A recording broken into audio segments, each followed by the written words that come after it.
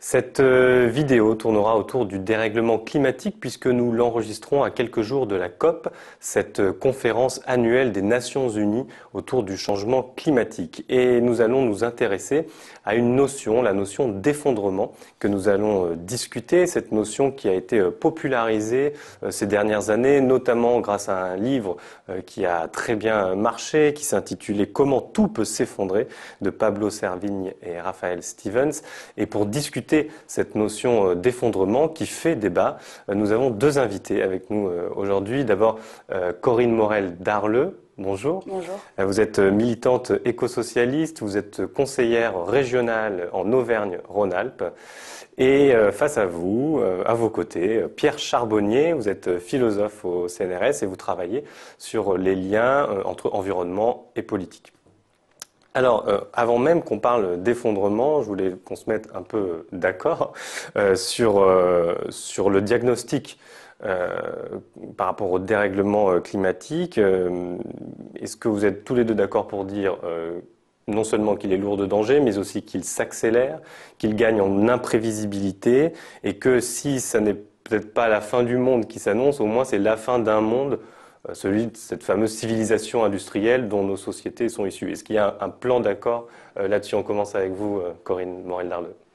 Alors oui, tout à fait. Sur le constat, effectivement, il y a depuis, on va dire, 6 mois, une accélération en termes de faits scientifiques, en termes de rapports dits d'experts, à la fois sur la question du climat, mais aussi sur la question de la biodiversité et de l'extinction d'un certain nombre d'espèces, qui commencent à dessiner un paysage, effectivement, où à la fois la probabilité de la fin de ce monde, en tout cas tel qu'on le connaît, augmente, mais aussi sa criticité, c'est-à-dire en termes d'impact de ce risque, puisque récemment, par exemple, la secrétaire exécutive de la conférence sur la biodiversité des Nations Unies estimait qu'il nous restait 2 ans pour revoir en profondeur notre rapport justement à la nature, aux écosystèmes, faute de quoi on pourrait bien devenir la première espèce à recenser sa propre extinction.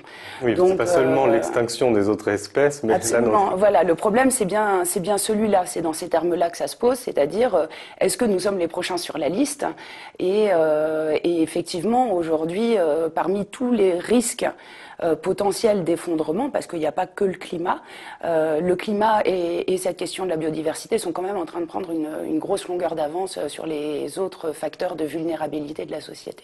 Comment est-ce que vous le comprenez? Est-ce qu'il y a des définitions concurrentes éventuellement? Alors, moi, quand je parle d'effondrement, quand j'utilise ce terme, c'est dans l'idée, en fait, d'un effondrement systémique, c'est-à-dire généralisé de la manière dont les sociétés humaines sont organisées à l'échelle de la planète et de manière simultanée. Donc il y a un effet à la fois global et brutal. D'accord. Mais alors concrètement, parce que là je lisais un entretien que vous avez donné au Vent se lève récemment, vous donnez des exemples de nombre de jours de stock que les supermarchés ont, que les réserves de carburant peuvent tenir. En gros, c'est ça, c'est un moment de rupture dans l'approvisionnement des flux de marchandises et de ressources sur lesquels nos sociétés sont appuyées. Tout à fait. C'est d'ailleurs la définition qu'en donne Yves Cochet. Alors, je suis pas toujours d'accord avec tout ce que dit Yves Cochet, mais pour le coup, il a une définition qui approche de ça et qui me paraît assez intéressante, en tout cas pour poser les termes du débat, qui est effectivement une rupture en fait d'approvisionnement garantie par des services publics ou en tout cas une égalité d'accès de l'ensemble de la population. Et donc c'est effectivement cette rupture de la chaîne, tout simplement. D'accord. Pierre Charbonnier. Oui, alors c'est vrai qu'il y a d'assez nombreuses définitions de l'effondrement. Hein. Si on raisonne à une échelle proche de nous, le livre qui a un peu déclenché tout ça, c'est justement le livre qui s'appelle L'effondrement de Jared Diamond, qui est un géographe, écologue, qui a travaillé sur l'effondrement notamment de petites sociétés, comme sur des lits de Pâques ou des phénomènes comme ça. Et là aussi, on essaie de se voir un peu dans le miroir de ce genre de précédents historiques. Ce qui est intéressant dans la définition que donne Yves Cochet, qu'effectivement, en fait, la mise en crise radicale des grands systèmes d'approvisionnement, à la fois de matières premières, de ressources alimentaires, etc., c'est qu'elle se branche directement sur ce qui fait, on peut dire, la fierté des sociétés modernes industrielles, c'est-à-dire le fait d'avoir complètement exorcisé la perspective on peut dire, du dénuement matériel. Ouais, on a surmonté la pénurie. On pense l'avoir fait. Et c'est ce qu'il y a c'est pour ça que c'est aussi, on pourrait dire, violent, mais aussi heuristique. Parce que, d'abord, c'est très intéressant, ça nous incite à réaliser qu'un système d'approvisionnement en eau, c'est quelque chose qui s'entretient, qui a des vulnérabilités. Et c'est pas parce que, depuis notre naissance, en tout cas nous, probablement pour encore quelques années, j'espère, on tourne un robinet, il y a de l'eau qui arrive, que c'est une chose absolument naturelle. Même chose pour l'électricité, même chose pour le grain, même chose pour l'essence. Maurel Darleux, est-ce que vous vous sentez inscrite dans cet horizon eschatologique de l'effondrement? Eschatologique, je ne sais pas. Par contre, il me semble, enfin, moi, j'ai pas l'impression, en tout cas, je perçois pas que la dimension religieuse soit imprègne de manière si forte que ça les débats qu'il y a aujourd'hui autour de cette question de l'effondrement ou les milieux de la collapsologie.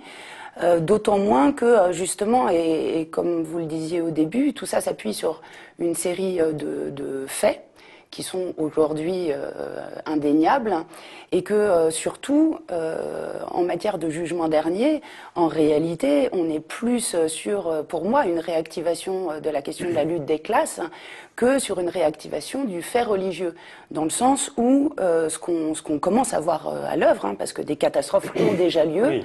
C'est que la question de l'inégalité, notamment sociale, face à ces catastrophes et la fragilité des populations qui y sont exposées, vient renforcer justement une sorte de séparation de classes sociales qui vivent pas les catastrophes de la même manière et surtout qui ne s'y préparent pas de la même manière.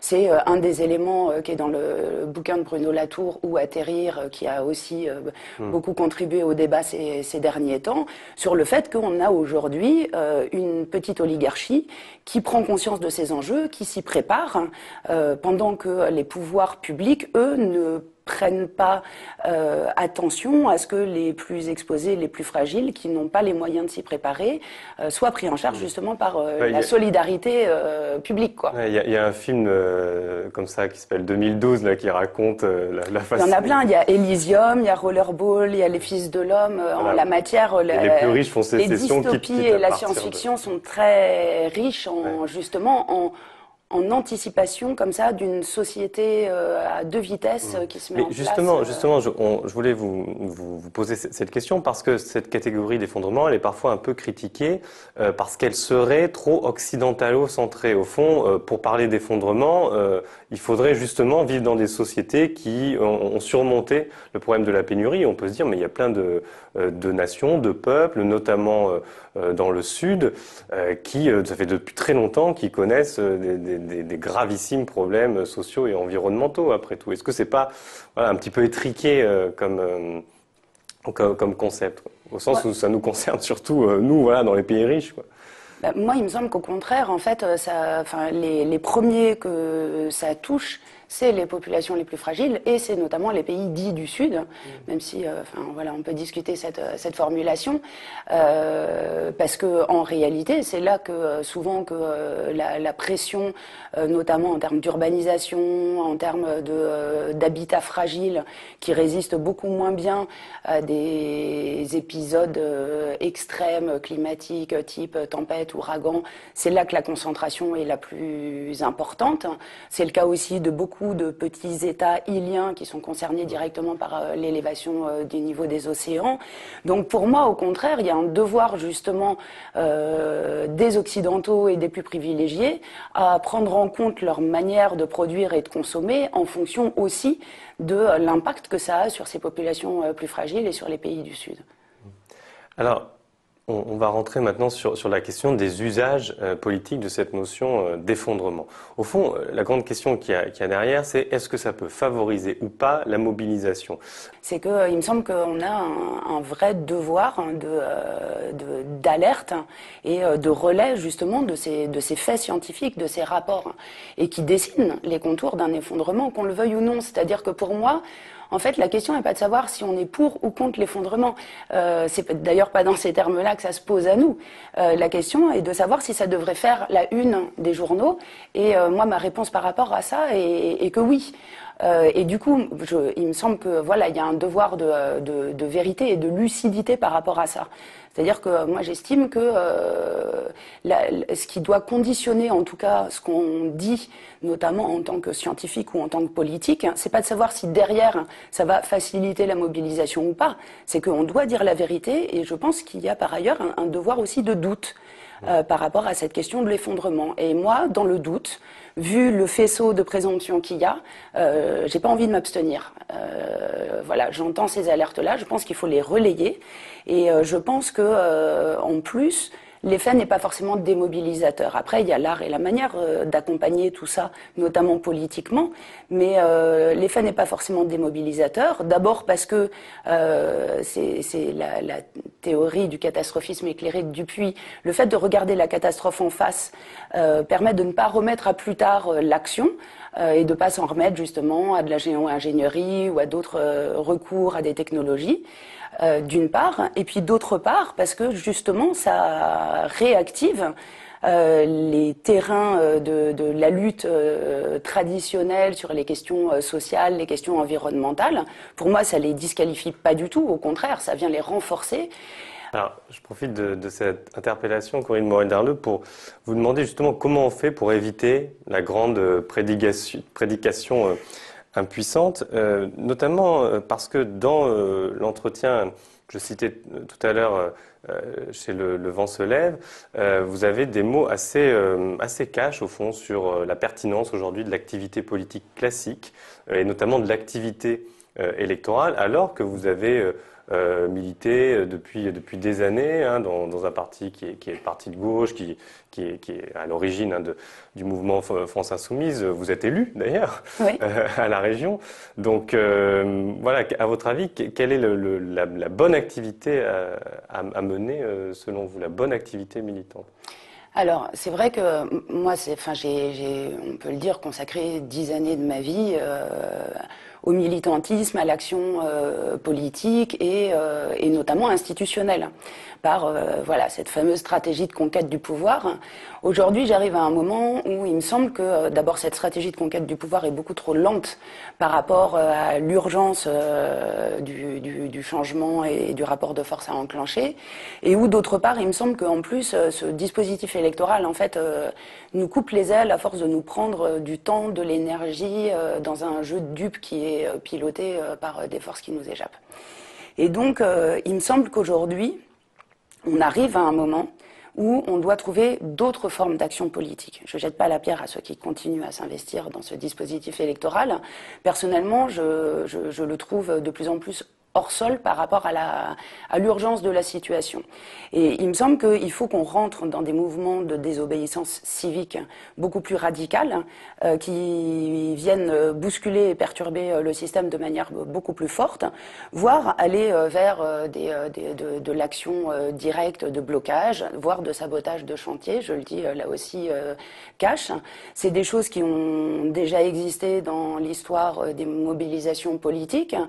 C'est le cas par exemple du mouvement contre la ségrégation raciale aux États-Unis dans les années 50 sur les places assignées dans le bus aux Noirs et aux Blancs qui démarre avec 25 étudiants qui choisissent d'aller s'asseoir là où c'est pas leur place. Aujourd'hui, on commence à assister à l'émergence aussi d'un mouvement important en Angleterre qui s'appelle Extinction Rebellion, qui s'est lancé justement sur ces nouveaux modes d'action et qui revendique aujourd'hui 500 membres qui sont formés et prêts à être arrêtés et à aller en prison pour justement augmenter très rapidement ce rapport de force par rapport à un gouvernement britannique qui, comme le nôtre, n'agit pas pour l'urgence à la fois climat et biodiversité. Donc voilà, moi je pense qu'il faut qu'on passe là au stade d'après en termes d'action politique et ça se fait de manière concomitante avec effectivement ce rôle d'alerte et de diffusion de l'information. Oui, parce que j'imagine ce que pourraient vous répondre certains, et j'imagine que vous-même ça fait partie de vos réflexions, parce que vous n'êtes pas engagé, on passe pas autant d'années dans un parti pour rien. Certains pourraient vous dire, mais après tout, ce sont quand même les États qui détiennent encore quelque chose d'un peu important, qui est le monopole de la violence légitime. Et tant qu'on n'essaye pas de rentrer dans ces machineries-là, on risque de se faire, au fond, écrabouiller par ces puissances-là. En fait, moi, ça me rappelle un peu les débats qu'on avait sur le Parti socialiste quand il existait encore de manière, on va dire, plus évidente qu'aujourd'hui, où toute la question était de savoir s'il fallait changer le Parti socialiste de l'intérieur ou venir le percuter de l'extérieur. Oui, c'est un vieux débat. Et voilà, moi j'en suis en tout cas dans mon cheminement politique avec tout ce poste d'observation privilégié qui a été le mien toutes ces années sur le fait que l'État et le gouvernement doivent être percutés de l'extérieur et percutés de manière aujourd'hui très forte, beaucoup plus que justement les modes de mobilisation traditionnels qu'on a quand même expérimenté. Enfin, des manifestations, des marches, des pétitions, on en a fait un paquet. Ça n'a rien fait bouger. À part peut-être quelques consciences, mais voilà, je pense qu'il faut qu'aujourd'hui on tire les enseignements de ça et qu'on accepte de s'ouvrir à d'autres formes de mobilisation qui nous permettent par ailleurs aussi de sortir d'une certaine culture du nombre qui provoque des choses un peu aberrantes à faire remonter. Moi, ce que je voudrais pointer, c'est que de toute manière, tout ce qui est fait aujourd'hui pour relocaliser la production, notamment alimentaire, pour conserver des terres agricoles, pour empêcher la bétonisation, pour réduire nos émissions de gaz à effet de serre, tous ces programmes politiques restent d'actualité, que l'effondrement arrive ou pas. Oui, vous dites qu'il faut tout prendre, même si c'est de l'atténuation, il faut tout prendre. Voilà, parce que c'est aussi, enfin, c'est à la fois de l'atténuation, mais c'est aussi des mesures d'adaptation pour un éventuel monde d'après. Donc, de toute manière, tout ça est bon à prendre. Et puis, je crois, enfin, moi, j'aime beaucoup cette formule de Benjamin qui dit qu'il faut organiser le pessimisme. Je crois que, voilà, on est face à cet enjeu-là et que ça se fera que si on se munit aussi d'une forme d'éthique de l'effondrement. Et moi, c'est vraiment ça qui me soucie le plus aujourd'hui, parce qu'effectivement, il y a des risques de dérive. On a parlé de survivalisme tout à l'heure. Il y a des possibilités de dérive, qu'on les appelle écofascisme, survivalisme ou autre. Et je crois que se munir de cette éthique de l'effondrement, ça implique aussi de briser un autre tabou en politique qui est de parler de spiritualité, non pas au sens religieux, mais plutôt au sens philosophique du terme, et d'accepter qu'il y ait des allers-retours entre une forme d'intériorité et d'extériorité. Ça, en politique française, c'est quelque chose qui est très difficile à aborder, mais je pense que ça fait aussi partie des chantiers qu'on a à affronter là d'urgence, parce que sinon malheureusement on continuera à reproduire les mêmes erreurs qui nous mèneront aux mêmes catastrophes. On se quittera sur cette proposition et sur ce mot d'ordre d'organiser le pessimisme. Merci à vous de nous avoir suivis. Retrouvez les vidéos d'Amanda Vif sur le site de Mediapart et sur notre chaîne YouTube. Merci.